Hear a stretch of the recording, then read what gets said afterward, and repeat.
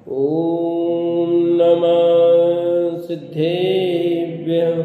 ॐ नमः सिद्धेभ्यः। ॐ नमः सिद्धेभ्यः। ॐ जय जय जय। नमोस्तु नमोस्तु नमोस्तु।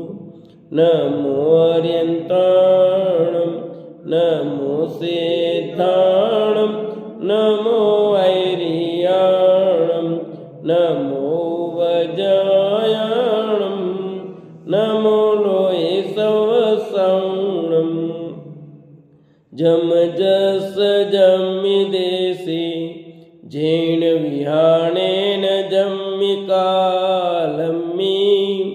नादं जिनेन नियदं जम्मं वा मरणं वा तम तस्य तम्मिदेसि तेन विहाणेन तम्मिकालम्मि कोसकदिवारेदुम् इंदु वा तजिनिंदु वा त्यों वणतिलयम देवं वंदिता त्यों वणिंद परि पूजम ओचम अणुपेयाओ भव्य जनानंद जनानियो।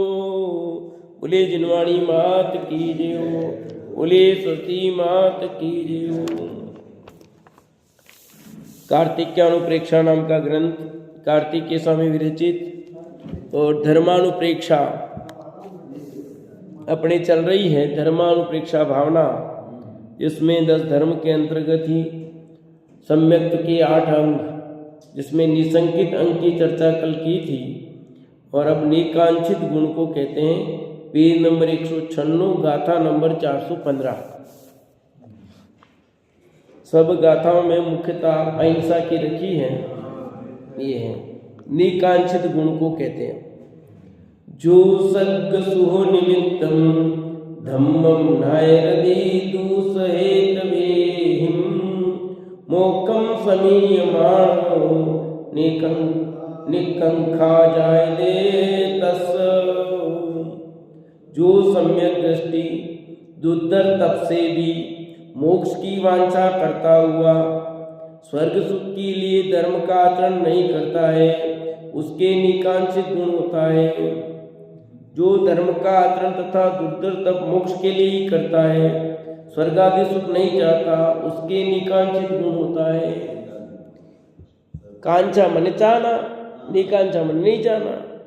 तो क्या नहीं चाहता है? स्वर्ग सुख यानी सांसारिक सुखों को नहीं चाहता। कितने ही दुर्धर तप करता है पर उसे मोक्ष की चाह है। वैसे तो ऐसा है, मोक्ष की चाह वाले को भी मोक्ष की प्राप्ति नहीं होती। क्योंकि इच्छा है ना, तो इच्छा दुख है कोई भी हो, पर प्रारंभ में ये होगा मोक्ष की इच्छा और स्वर्ग की सुख की वांछा नहीं होना। फिर उनको मोक्ष की सुख की भी वांछा नहीं रहेगी। क्यों? वो तो अपने स्वरूप में विराज रहेंगे, तो कोई विकल्प नहीं रहेगा। और विकल्प से रहित होंगे तो केवल ज्ञान होगा। और केवल ज्ञानी को कोई इच्छा रहती ही नहीं है। और शुद्ध उपयोग के काल में विकल्प रहता नहीं, न मोक्ष की न किसी की भी। तो इतने कठिन तप तपने पर भी उन्हें संसारिक सुख की कोई चाह नहीं, मोक्ष की है। मोक्ष की प्राप्ति के लिए वे दुर्धर तप करते हैं, मोक्ष की प्राप्ति के लिए उपाय करते हैं। जो भी करते हैं, मुनिराज जिनवाणी भी लिखते हैं तो मोक्ष की प्राप्ति के लिए। आचार्य अमृतचंद देव ने लिखा ना आत्मख्याति में, मोरूपी शत्रु की सेना के लिए को जीतने के लिए मैं आत्मख्याति लिखता हूं। तो मोरूपी शत्रु की सेना को जीता नहीं था, जीता था, पर अभी एक और बाकी है ना। 3 कसाय चौकड़ी का अभाव तो हो गया, पर संजलन तो भी बाकी है। तो आचार्य भगवंत मुनिराज जो भी कार्य करते हैं, उनका सबका लक्ष्य सिर्फ मोक्ष की प्राप्ति तथा अपने स्वरूप में ही समाना है। इंद्रिय जनित सुख के लिए वे कुछ नहीं करते। और जो इंद्रिय जनित सुख के लिए करता है उसे मोक्ष की प्राप्ति तो नहीं होती, पर इंद्रियजन्य सुख भी ढंग से नहीं प्राप्त होते। इंद्रियजन्य सुख भी ढंग से प्राप्त नहीं होते। तो निकांचितं तभी होगा कि निकांचितं यानी संसारिक किसी भी प्रकार की वांछा, न इस लोक की सुख की वांछा, न परलोक के सुख की वांछा। भगवान मैं ये कर रहा हूं तो मेरा ये कर दे भैया, हे भगवान मेरा ये काम कर देना, हे भगवान ये काम कर देना, हे भगवान ये काम कर देना। सब भगवान ने ठेका ले रखा है सब काम का।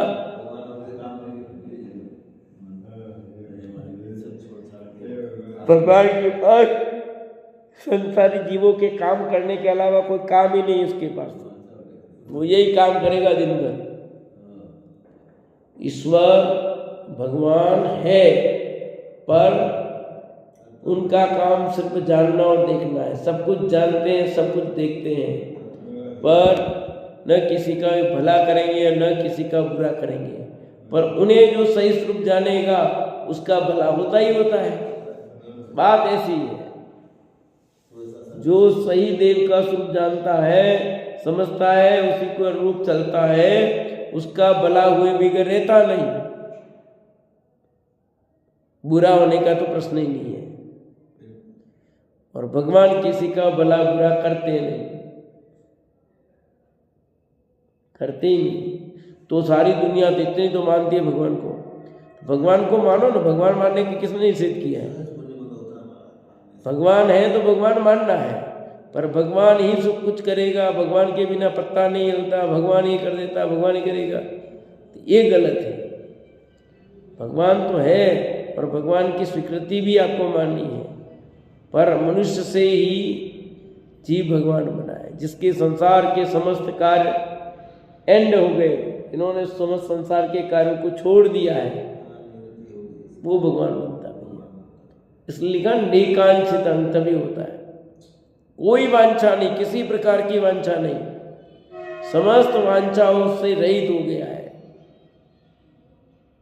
इनका स्वर्गवादिक के सुख की भी इच्छा नहीं, और किधर जाने दो, जहां खूब ठाट है, भोगों की प्रचुरता है, ऐसे स्वर्ग सुख की भी वांछा नहीं है। उन्हें तो दुर्धर तप का फल चाहिए, मोक्ष। क्या चाहिए? मोक्ष। अब निर्विचिकित्सा गुण को कहते हैं। दवीय दम्मजुदाणम सहावदुग्धम असूयदेहेषु जम निंदनम न किरई निवेदि किंचा गुणोसु।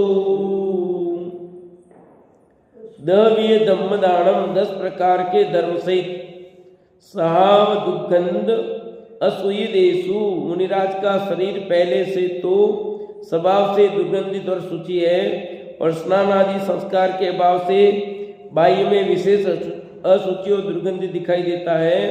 उसकी जम निंदनम न किरई, जो निंदा नहीं करता, सो निविदिगिंचा गुणो, सो निर्चिकित्सा गुण है। कौन सा गुण? पहला निसंकित हो गया, दूसरा निकांचित, और तीसरा निर्चिकित्सा। तो निर्चिकित्सा में क्या लिख रहे हैं भावार्थ में कि सम्यक दृष्टि पुरुष की प्रधान दृष्टि सम्यक ज्ञान चारित्र गुणों पर पड़ती है। देह तो स्वभाव से यह सूची और दुर्गंधित है, इसलिए मुनिराजों की देह की तरफ क्या देखें, उनके रत्नत्रय की तरफ देखें तब ग्लानि क्यों आवे। ऐसी ग्लानि का उत्पन्न न होना ही निर्चिकित्सा गुण है। जिसके सम्यक गुण प्रदान नहीं होता है, उसकी दृष्टि पहले देह पर पड़ती है, तब ग्लानि उत्पन्न होती है, वहां यह गुण नहीं होता है। कथन सब मुनिराज का चल रहा है, मुनिव्रत की चर्चा ही चल रही है, गृहस्थ धर्म की चर्चा पहले होगी। इसलिए मुनिराज की चर्चा में कह रहे हैं कि ये जो शरीर है ना, ये तो पहले से ये स्वभाव से ये पवित्र है, शुचि है, देवता सूची में ही है स्वभाव से ही, और फिर ऊपर से मुनिराज स्नान नहीं करते हैं, तो दिखना ही है वो तो ऐसे मुनिराज के स्नान आदि नहीं करने से उन पर ग्लानि नहीं करना, क्योंकि लोग नहीं ये सुगला है, इसे नहाता ही नहीं कभी है, इनको घर में नहीं घुसने देना, क्योंकि नहाते ही नहीं है, ये सप्ताह भर नहीं नहाते हैं।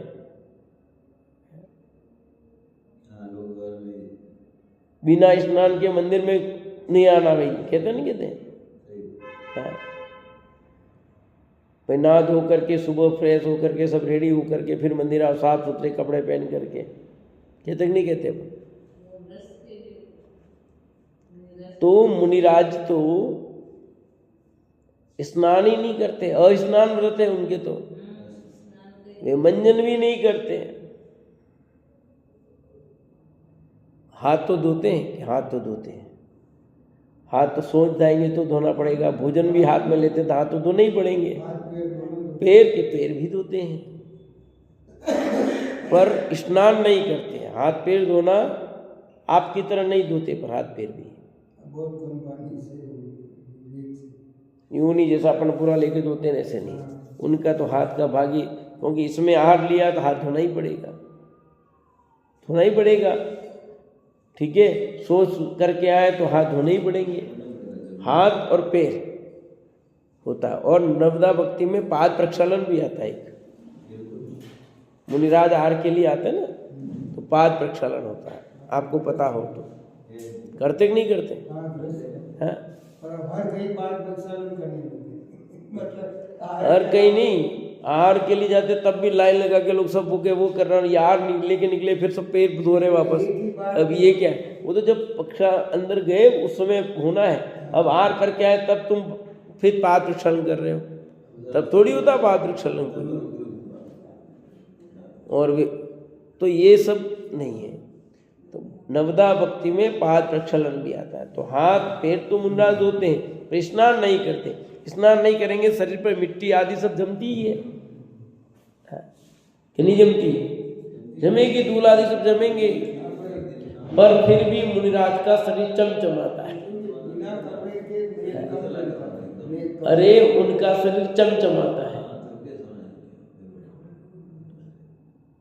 फिर भी शरीर की प्रगति सबकी न्यारी न्यारी है। तो मिट्टी आदि अन्य कई कारणों से शरीर मुनिराज का गंदा जैसा दिखता हो, काला पड़ जाए, क्योंकि धूप में बैठे मान शरीर है तो एकदम काला हो जाता कई बार, किसी का नहीं होता अलग बात है, किसी का चमचमाता है। सबकी प्रगति शरीर की न्यारी न्यारी, तो उसको देखकर जो ग्लानि करता है तो वो तो विचिकित्सा नहीं हुआ भाई, निर्विचिकित्सा नहीं हुआ, वो चिकित्सा हो गया, विचिकित्सा हो गया। तो मुनिराज की किसी प्रकार का कोई रोग हो जाए तो भी उनको देखकर ग्लानि न करे, उनके शरीर को देखकर ग्लानि नहीं करे, ये निर्विचिकित्सा गुण है। किसके होगा निर्विचिकित्सा गुण? मुनिराज के या गृहस्थ के? अमरलाल साहब बोलो, निर्विचिकित्सा गुण किसके होगा? मुनिराज को देख करके ग्लानि नहीं करना, ऐसा लिखा, तो निर्विचिकित्सा गुण किसके होगा? मुनिराज के गृहस्थ के? मुनिराज के तो नहीं होगा ना, कैसे होगा मुनिराज के बताओ?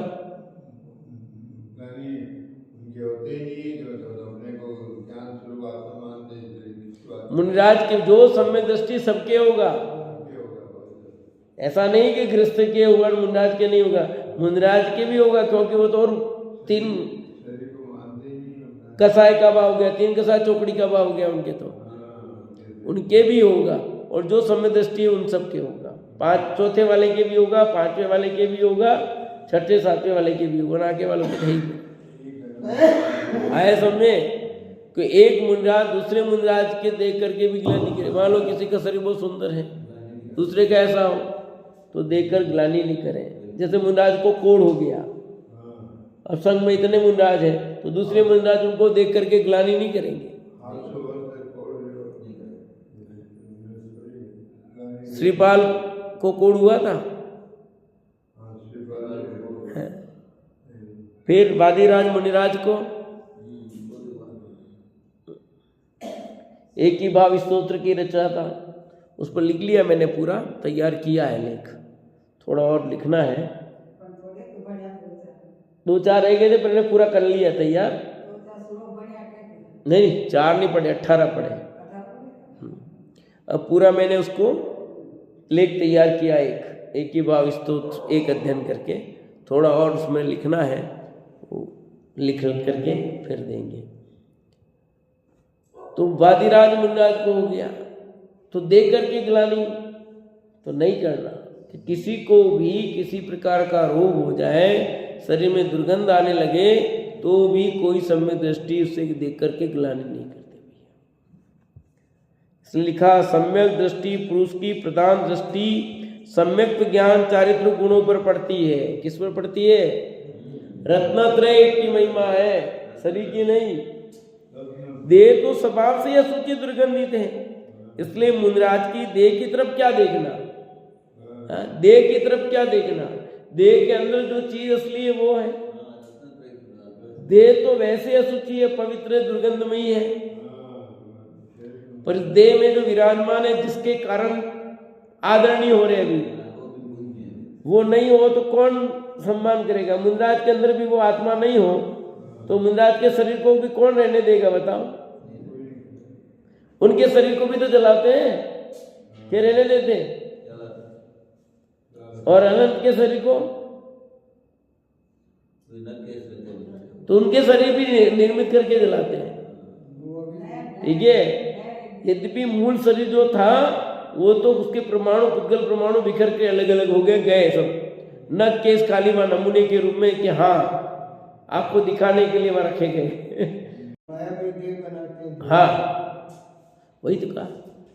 तो यहां पर ये कहना है कि मुनिराज का शरीर भले पवित्र हो, पर शरीर के अंदर में जो विराजमान है वो पवित्र है, उसके अंदर रत्नत्रय युक्त जो आत्मा है वो पूजनीय है। कौन? रत्नत्रय से युक्त जो आत्मा वो पूजनीय है, शरीर पूजनीय नहीं है।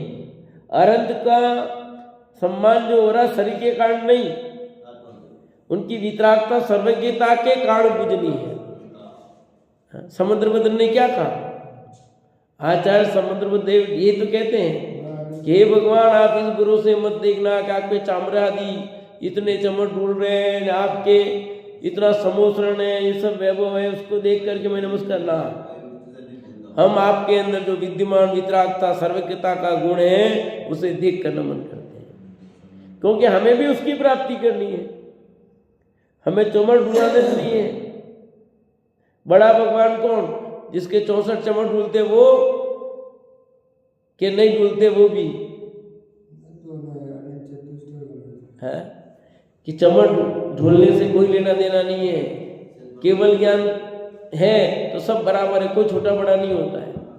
एक तीर्थंकर है, एक तीर्थंकर नहीं है, तो भी दोनों बराबर है, दोनों बराबर है, कोई अंतर नहीं। क्या अंतर कैसे नहीं है?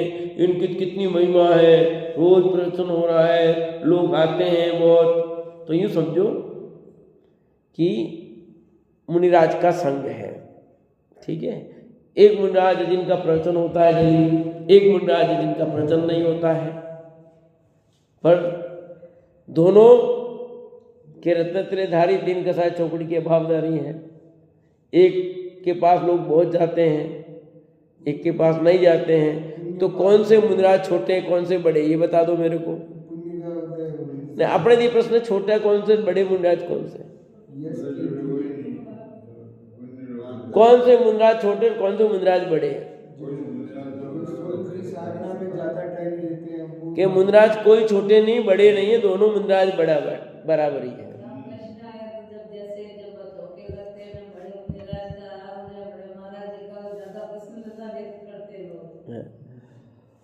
ये आचार्य को बड़े कहलाते हैं, संघ में है तो आचार्य को बड़े महाराज कहते हैं, वो बराबर है, उसमें कोई दिक्कत नहीं है। पर यूं देख, अभी साधु की बात करें, कौन बड़ा छोटा, वो दीक्षा पहले ली बाद में ली, वो बात नहीं पूछी जा रही। अभी दीक्षा की अपेक्षा सीनियर जूनियर होते हैं, वो भी बात नहीं चल रही। अभी तो गुण की अपेक्षा बात चल रही है, रत्नत्रय की अपेक्षा बात चल रही है। साधु पद की बात चल रही है। कौन सा साधु छोटा, कौन सा बड़ा? दोनों बराबर है, कोई अंतर नहीं है। दो प्रिंसिपल है, एक अभी लगा है, एक साल भर पहले लगा है, तो दोनों प्रिंसिपल कहलाएंगे कि नहीं कहलाएंगे? बताओ। धन का कम ज्यादा हो सकती है, वो अलग बात है। एक सीनियर है, एक जूनियर है, वो है, पर प्रिंसिपल तो दोनों है। इस स्कूल का भी प्रधानाचार्य और वो दोनों प्रधानाचार्य कहलाएंगे। दोनों सेम टू सेम है, कोई फर्क नहीं पड़ता है। जब और ऊंचे पद तब फर्क पड़ेगा। अभी दोनों प्रधानाचार्य हैं तो समान है। ऐसे में दोनों साधु हैं, दोनों मुनिराज हैं। तो मुनिराज के अंदर जो रत्नत्रय है उसकी पूज्यता है, या ये कहते हैं। रत्नत्रय नहीं है तो भी पूज्य नहीं होता भैया। इस देह के अंदर जो विराजमान जो आत्मा है, जो रत्नत्रय से युक्त है, वो पूजनीय है। रत्नत्रय की तरफ देखें तो ग्लानि क्यों आवेगी? बताओ, नहीं आएगी। जैसे यू समझो, सोना नाली में गिर गया और उसके ऊपर बहुत गंदगी लग गई है, बहुत गंदगी।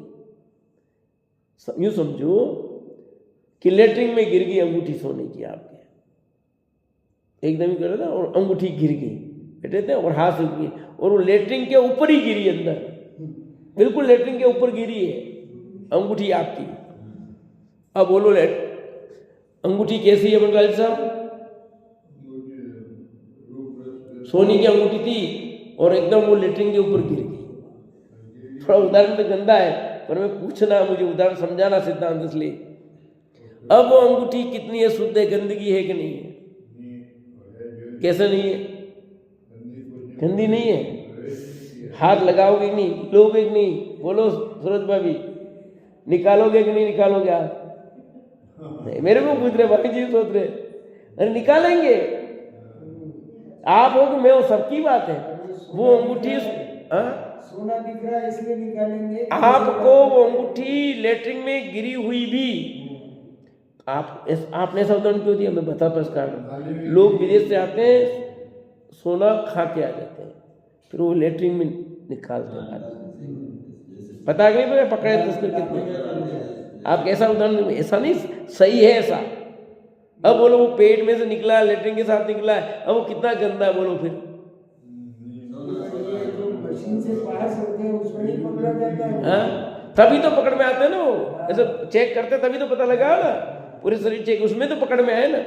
तो वो पकड़, अब वो गया और नहीं आया तो ठीक है, वो इससे चेक नहीं करते। तो आप समझो, कई बार क्या यूं देखते ही हो उससे सामान, वो नहीं गया तो वो जो लेटरिन में गिरी हुई अंगूठी है वो अशुद्ध है कि नहीं है? दिखाई तो शुद्ध देती है, पर हमारी नजर किस पे है? सोने पर होती है। इसलिए उस लेटरिन में पड़ी हुई अंगूठी भी उठा लेते हैं और वहीं पर कदाचित उस लेटरिन में चने का दाना गिर गया, आपका लिलवा गिर गया उस पर, आप निकालते हैं? कोई, मैं पूछता हूँ, क्यों नहीं निकालते? वो गंदा हो गया, सचमुच गंदा हो गया, वो योग्य नहीं है। पर उस सोने कुछ नहीं हुआ उसको, पर वो चने का दाना सचमुच हुआ है और वो कुछ नहीं हुआ है। इसलिए सोने की अंगूठी आपने, आपकी नजर सोने पर है, उस गंदगी पर नहीं है। ऐसे ही समझो, ऐसे शरीर रूपी गंदगी में ये सोने रूपी आत्मा पड़ा हुआ है, रत्नत्रय है ना, तो ये आत्मा पड़ा हुआ है। अब आपकी नजर कहाँ होनी चाहिए बताओ? तो यदि आपकी नजर उस पर है, रत्नत्रय स्वरूप आत्मा पर, तो आपको ये कुछ नहीं लगेगा, अच्छा लगेगा, आप उस पर दृष्टि करेंगे। और आप जब बाहर से देखोगे तो जो उसको लेटरिन में गिरी अंगूठी हाथ लगी थी तो निकल, अरे शुक्ला शुक्ला, काय का शुक्ला कह रही है, निकालना पड़े, इतनी अंगूठी को जाने देंगे पागल? बच्चे समझते नहीं है, बच्चे कहेंगे शुक्ली, मम्मी को ऐसा करेंगे, सब कह देंगे। बच्चे समझ नहीं इसकी क्या कीमत है, वो बच्चे कह सकते हैं क्योंकि उन्हें इस बात का ज्ञान। पर जो जिसने निकाला है या उसके पति अन्य जो निकाले, वो नहीं निकालेंगे, निकालना पड़ेगा। पर तू नहीं निकाले, मैं निकाल लेता हूँ भाई, तेरे को सूग आती है तो। वो सब धोए, पर अपनी यूं बात करते हैं कि उसमें से वो अंगूठी कदाचित वो नहीं निकाले, दूसरा निकाल देगा। बहू नहीं निकाले, सास भी निकालेगी, क्योंकि उसको दिख रहा सोना। ऐसे ही जिसकी दृष्टि सही है वो इस देह को नहीं देखता, देह में विराजमान और जितने त्रैत स्वरूप भगवान आत्मा है उस पर दृष्टि होने पर उन्हें कोई ग्लानि नहीं होती भैया, उसे ग्लानि नहीं होती, क्योंकि उसकी दृष्टि उस पर है। जैसे सफाई करने वाले कर्मचारी सफाई करते हैं, उनकी नजर पैसे पे होती है, समझाएगी, उनकी दृष्टि उस पर नहीं होती गंदगी पर। यदि गंदगी पर नजर हो तो वे सफाई नहीं कर सकते, वे गंदगी पर नजर नहीं होती, उनको मेरा पैसा, मेरी तनख्वाह इस बात की है, उनको पैसा दिखता, सफाई करेंगे तो पैसा इसका मिलेगा भैया, तो उनकी दृष्टि में पैसा है तब वो काम करते हैं।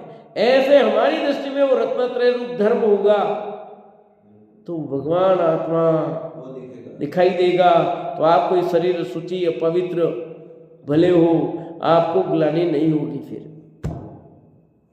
क्योंकि अपना का इससे काम ही नहीं है ना, इससे क्या लेना देना। ये है अपवित्र है, गंदा है, जो कुछ भी होगा होगा, अपने तो अंगूठी से मतलब है, लेटेंगे धो दिया पानी से काम खत्म हो गया, अपने तो अंगूठी से मतलब है सोने से। वो लेटिंग ऐसी थी, बास रही थी, जो करती जैसी भी होगी, क्या करना उससे, अपने को अपना संबंध तो सोने पर है। ऐसे ये शरीर कितना ही अशुचि हो, पवित्र हो, कैसा भी होगा, इसको देखकर हमें गिलानी नहीं, हमें तो उस रत्न स्वरूप आत्मा से मतलब है, हमारी नजर में वो होता है। तो ज्ञानी की दृष्टि वहां पर होती है, इसलिए मुंडाज के शरीर को देखकर कोढ़ होने पर, गंदगी होने पर भी उन्हें ग्लानि नहीं होती। ऐसी ग्लानि का उत्पन्न न होना ही निर्चिकित्सा गुण है। जिसके सम्यक गुण प्रदान नहीं होता है उसकी दृष्टि पहले देह पर पड़ती है, तब ग्लानि उत्पन्न होती है, वहां यह गुण नहीं होता। देखो लिखा ना, जिसके सम्यक गुण प्रदान नहीं होता, यानी रत्नत्रय को जिसने प्रदान नहीं किया, प्रदान किसको करना था, रत्नत्रय को, उसने प्रदान नहीं किया, उसकी दृष्टि पहले देह पर पड़ी तो उसको देह दिखाई देती है, तो उसे ग्लानि उत्पन्न होगी 100%। उसकी दृष्टि में क्या दिख रहा है, जिसको सोना दिखाई दे रहा है उसको कोई ग्लानि नहीं, जिसको सोना नहीं दिख रहा है, वो मल दिखाई दे रहा है, उसको ग्लानि होगी, है कि नहीं है। डॉक्टर इलाज करते हैं, कितनी चीराफाड़ी करते हैं, करते नहीं करते हैं, वो सब, यदि उनको ग्लानि हो जाए वो इलाज कर सकते हैं, बता। अब तो मैं शरीर की बात कर रहा हूं, अब जो शरीर है अशुचि पवित्र है, सब है, उस शरीर को भी एक कितना चिर मांस दिख रहा है, उसमें खून मांस सब दिखा दे, उसके बाद पूरी चीराफाड़ी करते, सब दिख रहा है उनको, तो प्रत्यक्ष दिख रहा है। यदि वे ग्लानि करें तो बोलो ट्रीटमेंट कर सकते हैं, नहीं कर सकते। क्या कहा, बोलो बोलो, क्या बोला। डॉक्टर चीराफाड़ी करता है, उस समय वो ग्लानि करे शरीर से तो इलाज कर सकता है, वो निर्दय होता है उस समय, दया भी नहीं होती है, निर्दय बना रखता, दया अंदर बहुत है पर उस समय वो दया नहीं, वैसी दया नहीं है, भी ग्लानि नहीं करता, क्योंकि दया है तभी तुम्हारा इलाज कर रहा है, बचाने का इलाज कर रहा है, पर उस रूप मत लेना। अभी निर्दय करना मतलब तुम्हारे पर दया करी, बेचारा लग जाएगा, कर जाएगा, ऐसा करके वो कटिंग नहीं करे तो बोलो क्या होगा। अरे उस निर्दयपना में उसकी दयापन है, आया समझे, वो जो निर्दय का भाव है ना, उसी में दया का भाव मौजूद है। ठीक उसी प्रकार यहां भी ज्ञानी जनों की स्थिति ऐसी है भैया, इस देह की अपवित्रता से उनका कोई नाता नहीं है, वो तो उनकी दया में कि इतना गंदा, इतना होने पर भी वो निर्दयपने से अंदर जो आत्मा पड़ा है एकदम रत्न, उस पर नजर रखते हो, ये ही उनकी शरीर पर दया है, समझो। क्यों ग्लानि नहीं कर रहे ना, उन मुनिराज की वैयावृत्ति जो करता है, कब कर सकता है वैयावृत्ति हो, मुंदराज के इतना मल हो रहा है, पीप निकल रहे हो, मान लो ऐसे शरीर गंदा ठीक है जाने दो, और मुंदराज के कोई हो गया रोग और उसमें पीप निकल रहे हैं तो भी ग्लानि नहीं होनी भैया। वैयावर्ती तब कर सकता है भैया कोई। मुंदराज बीमारों के शरीर है ना, शरीर में तो रोग हो ही सकते हैं और कई प्रकार की बीमारियां हो सकती है। और पुराण में कोढ़ के उदाहरण तो कितने आई हैं। मेना सुंदरी अपने पति श्रीपाल की सेवा किस आधार पर करती होगी? कोढ़ी था ना उसका पति तो पहले, उस बाद में बना सुंदर, तो जब शादी कराई तब तो कोढ़ी पति से शादी कराई ना पिताजी ने। तो मेना सुंदरी ने स्वेच्छा से की शादी या पिताजी ने कराई? पिताजी ने कराई। अब स्वेच्छा आपके जहाँ इच्छा हो कर दो, हमें कोई दिक्कत नहीं है। आज की तरह नहीं था।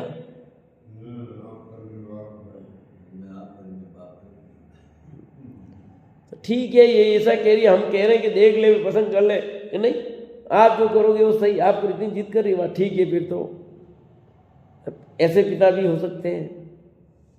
हाँ, और उदाहरण है एक नहीं इतिहास के पन्नों में कि पिता ने ये भी किया अपनी बेटी के साथ में, और आज इतना गलत करने पर भी बेटी के साथ देना पड़ रहा पिता को। और वो बेटी एक वो है मेना सुंदरी, जिसके साथ पिता ने ऐसा बर्ताव किया। तो मेना सुंदरी अपने पति के शरीर के साथ ग्लानि नहीं करती। क्यों नहीं करती है? कि वो रत्नत्रयधारी है। समझ आएगा नहीं? कि सम्यक प्रिय जीव मुनिराज की नहीं, अरे किसी के भी शरीर को देखकर ग्लानि नहीं करते। अभी ये मुनिराज का प्रकरण चले, इसलिए मुख्यतः मुनिराज की है। प्रकरण मुनिराज का चल रहा है, मुनिव्रत का चल रहा है, इसलिए बात है। बाकी सम्यक दृष्टि जीव किसी के भी शरीर को देखकर ग्लानि नहीं करते, क्योंकि उन्हें पता शरीर का स्वभाव ही ऐसा है। क्यों नहीं करते? अब उन डॉक्टरों को क्यों नहीं होता, उसका कारण यही कि उनको पता है ना शरीर का स्वभाव में खून मजा, उनको पता है, शरीर का स्वभाव पता है, इसके कारण उनको ग्लानि नहीं आती। उनको पता है इसके अंदर चीराफाड़ी करेंगे तो यही मिलना है, और कौन सा निकलने वाला माल जो होगा वही तो आएगा, इसलिए उनको ग्लानि नहीं होती। यद्यपि प्रारंभ में उनको हो सकता है, पर धीरे धीरे इतना दिखाते दिखाते इतने परिपक्व हो जाते, सब खत्म हो जाता है। समझिए, इसलिए उनको पहले धीरे धीरे एकदम चेहराफाड़ी नहीं करवाते हैं, पहले दिखाया जाता बार बार बार, नहीं तो बेहोश हो जाए। एक घटना बताई थी पहले आपको मैंने, गुना की। अतः ज्ञानी जन सम्यक दृष्टि जीव किसी भी जीव के प्रति शरीर आदि को देखकर या ऐसा उसको देख करके ग्लानि नहीं करते, क्योंकि उन्हें वो भगवान आत्मा दिखाई देता है भैया। क्योंकि उस किसी पशु को देखा, अब उसके पेट फूल गया है, पीप निकल रहे हैं, तो भी ज्ञानी जन से प्रति ग्लानि नहीं करते। मुनिराज को अब जंगल में ऐसे दिखते होंगे ना दृश्य, तो किसने, किसी पशु ने किसी को काट कर खून निकल रहे होंगे, पीप निकल रहे होंगे, तड़प रहा होगा, और मुनिराज की नजर पड़ गई, तो मुनिराज ग्लानि करेंगे क्या? अपन तो क्या करेंगे, मुंह यूं करके कपड़ा करके निकलेंगे। अपन निकलेंगे कि नहीं निकलेंगे? अपने को नहीं देखना, देखना नहीं भाई, मेरे से नहीं देखा जाता, मेरे से नहीं देखा जाता है, अरे नहीं देखा जाता है, कोई बात नहीं, अच्छी।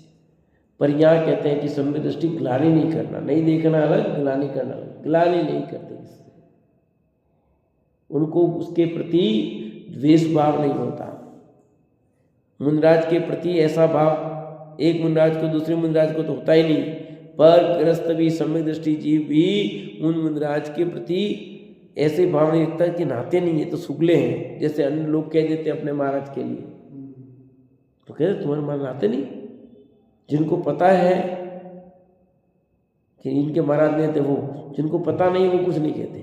पर जिनको पता कि इनके महाराज नाते ही नहीं, तो कि तुम्हारे महाराज नाते ही नहीं, इतने शुक्ल हैं। शुक्ल नहीं हमारे महाराज भैया, हमारे मुनिराज तो बहुत पवित्र हैं भैया, उनके रत्नत्रय के सामने ये सब कुछ फीका भैया। किसको समझ में? ऐसे दिगंबर वितरागी संतों का स्वरूप जो चलते फिरते सिद्ध है भाई, उनकी महिमा हर किसी को नहीं आ सकती। जिसको उनका स्वरूप पता है, कैसे होते हैं संत, कैसे वितरागी संत, जिसको उनका स्वरूप पता है उनको उसकी महिमा आएगी भैया। स्वरूप पता नहीं है और बाहर के कारण किसी को महिमा, उसमें कोई दम नहीं है। तो इस प्रकार यहाँ कह दिया कि 10 प्रकार के धर्म सहित मुनिराज का शरीर पहले तो जो स्वभाव से दुर्गंधित और शुचि है और स्नान आदि संस्कार के अभाव से वायु में विशेष अशुचि दुर्गंधित दिखाई देता है, उसकी जो निंदा नहीं करना सो निर्विचिकित्सा गुण है। वो किससे युक्त है? 10 प्रकार के धर्मों से युक्त है। चर्चा 10 धर्म की चल रही ना, इसलिए यह लिखा कि उत्तम, क्षमा, मार्दव, आर्जव, सत्य, सो, संयम, तप, त्याग, आकंजन, ब्रह्मचर्य, इन 10 धर्मों से युक्त वो आत्मा है। और शरीर तो बाहर में है, तो उस बाहर के शरीर को देख करके वे ग्लानि नहीं करते, अंदर में उनको दिखाई देते 10 धर्म से युक्त वो आत्मा। वो तो उत्तम, क्षमा रूप है, मार्दव रूप है, आर्जव रूप है। आता ना अष्टावक्र की बात, 8 जगह से टेढ़े थे, इसलिए उनका नाम था अष्टावक्र। अब सब लोग देख करके हंसने लगे। सबको उन्होंने क्या कहा? चमारो तुम, चमारो की सभा। पर जब उनका भाषण हुआ तो सब उनके पीछे, क्यों? पहले उन्होंने किसको देखा था? शरीर को देखा था, देह को देखा था। और जब बाद में हुई तब देह को नहीं देख रहे, तब किसको देख रहे? ज्ञान को देख रहे। फर्क क्या पड़ा? पहले देह को देखा था, इसलिए उनके प्रति बहुत ग्लानि या उनके भाव गलत थे। और जब उन्होंने देह को नहीं देखा, उनके ज्ञान को देखने लग गए, तब वही जीव, उन्हीं जीवों के परिणाम बदल गए। आया ख्याल में? नहीं है? ये तो उदाहरण आपका है, सुना भी होगा आपने, क्या नहीं सुना है? अष्टावक्र का 8 जगह से। गीता तो वेद व्यास ने लिखी है। महाभारत तो, महाभारत का एक अंश है गीता, वो वेद व्यास ने लिखी है। तो आप समझ सकते हैं कि व्यक्ति की नज़र किस पर है। नज़र सही होगी तो काम सही हो जाएगा। तो हमारी नज़र उस रत्नत्रय स्वरूप आत्मा पर हो, इस देह पर नहीं हो, तो हमारे निर्विचिकित्सा गुण हो सकता है। हम सभी ऐसे निकांक्षित निर्विचिकित्सा गुण को प्राप्त करें, इसी भावना से हम लेते हैं।